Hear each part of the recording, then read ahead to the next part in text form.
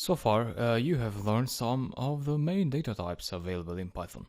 There are no hidden truths about integers and floats, but there may be a few things you need to know about sequences such as lists and tuples, and strings as well.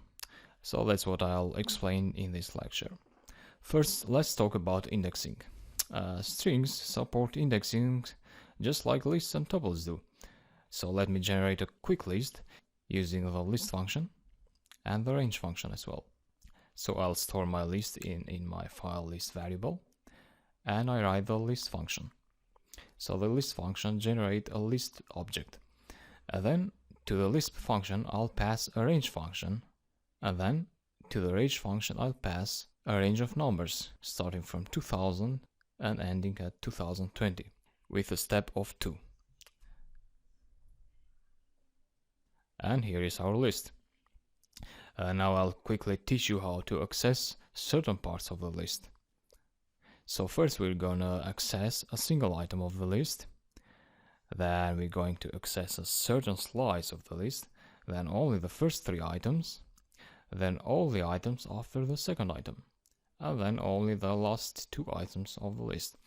To understand and perform those actions, you should already know how the items of the list are indexed. So each item of the list is hiding a certain index underneath. Indexes start from 0 and increment by 1. So the first item has an index of 0, the second item has an index of 1, and so on. Now let's start by accessing an item of the list. Let's say I want the third item.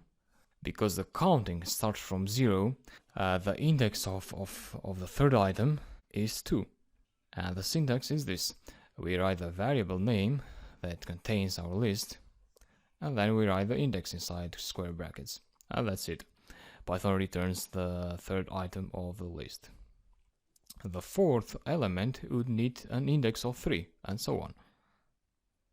Now, sometimes you might need to access more than one element of the list. Let's say you want only that part of the list that starts at 2002 and ends at 2010, including 2010. To extract such a slice from a list, you need to know the index of the lower and the upper bound numbers of the slice that we want. In this case, they are index 1 and 5. And the syntax is this. So the name of the list, the square brackets, the index of the first number, a colon, and the index of the number after the upper bound number of the slice. So why the number after the upper bound number, you'd ask? Well, the answer is that slices and ranges are upper bound exclusive, meaning that the number identified by the last index is not included in the slice. So if you write 5 here, the slice will not include the item with index 5. Therefore, we write 6 to include the number with index 5. And we have our slice. Sometimes you might want to access only the first 3 elements of the list, for example. And you could do that using 0 as a lower bound index and 3 as the upper one. However, a quicker way to do that is to just use the last index without explicitly writing the number 0. So this is like saying, okay Python, give me everything before 3, including 3. And if you want a slice consisting of all the items after the second item of the list, you would need to write 2 and a colon inside the square brackets. So this is like, okay Python, now give me everything after 2. And if you want the last 2 items of the list, you could count like 0, 1, 2, 3, 4, 5, 6, 7, 8, and tell Python to give you everything after 8, including 8. But hey, don't you find this a bit stupid? Counting from the start when you want the last 2 items?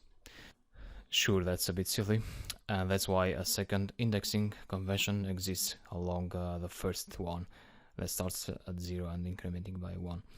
So this second indexing I'm talking about starts at -1 at the upper bound of the list and decreases by 1. So -1 for the first item, starting from the upper bound, -2 for the second item, and so on. So if we want the last 2 items of the list, we don't need to count.